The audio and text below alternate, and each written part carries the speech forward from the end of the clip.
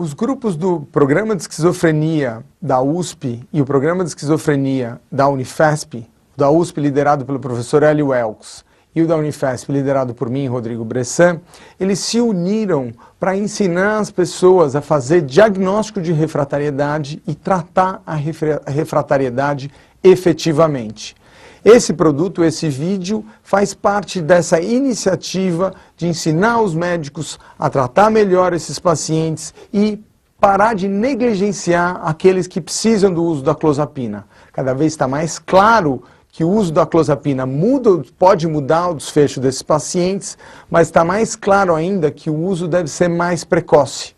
Porque se a gente usa antes, eles tendem a piorar ou deteriorar muito menos do que eles deterioram atualmente. Cerca de 30% a 50% dos pacientes com diagnóstico de esquizofrenia não respondem satisfatoriamente ao uso de antipsicóticos convencionais ou de primeira geração ou antipsicóticos de segunda geração. E esses pacientes são denominados refratários ou portadores de esquizofrenia refratária. Esses pacientes têm, sem dúvida, uma pior qualidade de vida, por isso, eles têm um número maior de internações, a gravidade desses pacientes em termos psicopatológicos é muito maior, eles têm uma maior taxa de suicídios, um maior índice de perdas cognitivas e, com tudo isso, um pior prognóstico. Como vocês puderam notar nas palavras do professor Hélio Elks, entre 10 especialistas em esquizofrenia recomendam o uso da clozapina para portadores de esquizofrenia refratários a tratamentos convencionais. E qual a porcentagem dos portadores de esquizofrenia que são refratários a tratamento convencional? Nós fizemos uma pesquisa no CAPS Itapeva e no programa de esquizofrenia da Unifesp, o PROESC, e nós chegamos a entre 30% e 35% de refratariedade. Mas qual a nossa preocupação? Foi que, quando nós fomos ver quantos desses tinham tomado clozapina, nós vimos que no PROESC apenas 42% deles tomaram clozapina e no CAPS Itapeva apenas 12%. O que isso significa? Isso significa que 88% dos pacientes refratários do CAPS Itapeva estão sendo negligenciados. E no PROESC é em torno de 50%. É isso que nós temos que mudar. E como é que nós mudamos isso? Ensinando os médicos a reconhecer a refratariedade, a notar que sintomas residuais não são interessantes e mudam a evolução quando nós tratamos efetivamente, e ensinando as pessoas a usar a clozapina. É muito importante que não se confunda esquizofrenia refratária com, em primeiro lugar, cronicidade. Já se falou assim, que todo paciente que é crônico é refratário, porque a doença crônica, ele é, portanto, refratário. Não é verdade. Diabetes é uma doença crônica, mas o paciente pode responder ao tratamento. Hipertensão, a mesma coisa. Então, refratariedade refere-se à não resposta à medicação e não cronicidade. O paciente pode ser crônico e responder ao tratamento. Outra coisa é que ele não adere ao tratamento, que ele resiste ao tratamento. É outra coisa, isso não é refratariedade. Há fatores que devem ser excluídos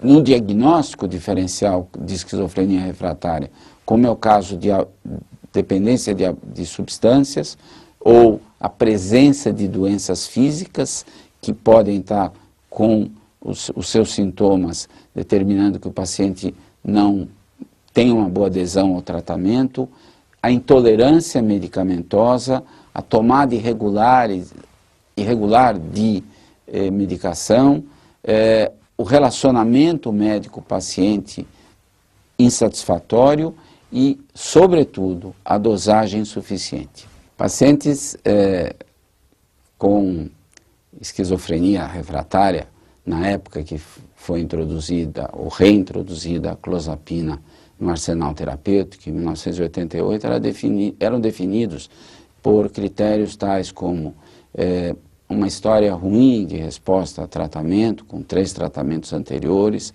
um mau funcionamento social, gravidade importante da psicopatologia, com muitos sintomas psicóticos medidas pela BPRS, que é uma escala, e além disso eles eram tratados com doses altas de haloperidol e se não respondessem o diagnóstico de esquizofrenia refratária era confirmado.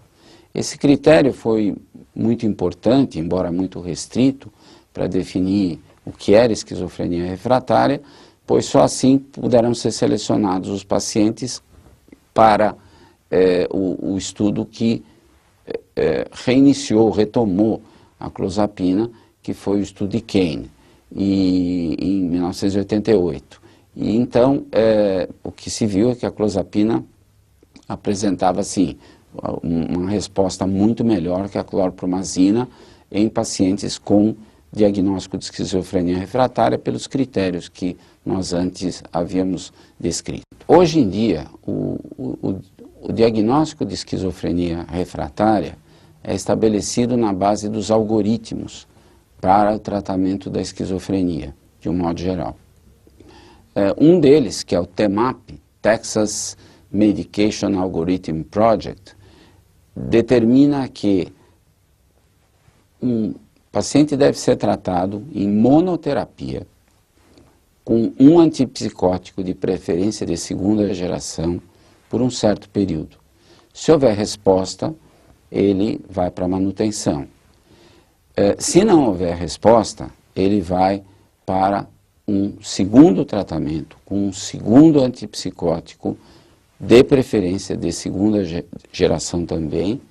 Se houver resposta, ele vai para a manutenção. Se não houver resposta, ele vai para ou clozapina ou para uma outra tentativa com um 3º antipsicótico ou mesmo um antipsicótico de 1ª geração. Então, como nós estamos vendo, o que define a refratariedade é pelo menos a presença de 2 tratamentos anteriores com antipsicótico, ou de 1ª ou de 2ª geração.